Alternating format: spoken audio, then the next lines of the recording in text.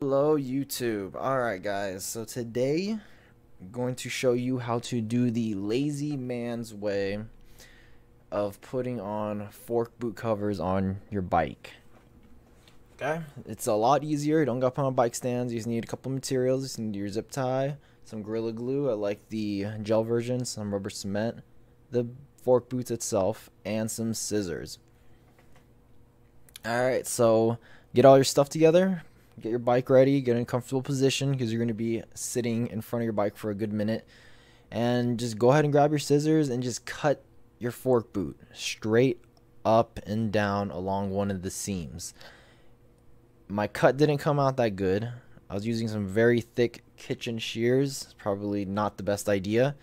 So go ahead and, you can try something else. Maybe get some thinner, more accurate cutting scissors, or maybe try a box cutter. I don't know. Just try to get a better cut than I did, because when you're gluing it and the cut's not good, it doesn't match up that well. So there's some people that might, be very off-putting if it doesn't match up perfectly, but to me, not that big of a deal, because I'm just gonna turn over the fork boots, 180 degrees, and you're not even gonna be able to see it. So once you have the fork boot all cut up, go ahead and put it on the bike, zip tie the top and the bottom nice and tight and snug so that the fork boot kind of has a shape, and just go ahead and just put the super glue carefully all along the inside of one side of the boot, and then just in sections. You got to quickly do this because it might start drying up and then you're not gonna be able to do it. So just put it together slowly, make sure it looks nice and even, and at this point it'll dry up pretty quickly because the gel is not, it has a little bit of stickiness from the get-go, so it'll stick together pretty nicely. This is what the finished product looks like right here. And we're just going to go ahead and cut the zip ties off, the top and the bottom, with some little cutting pliers. And then at that point you can just squeeze it a little bit on the fork boot, and then you can just put a little bit more super glue in there and just finish it off on the parts that had the zip ties.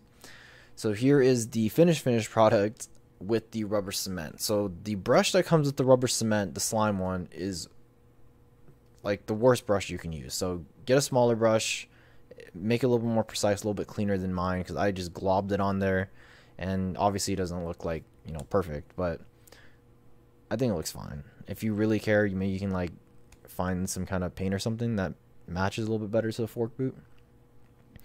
So here is the other fork boot. This one is a lot better than the first one. I cut it better, I glued it better, and I was a lot better with matching up the super glue. So that was making it look a lot nicer.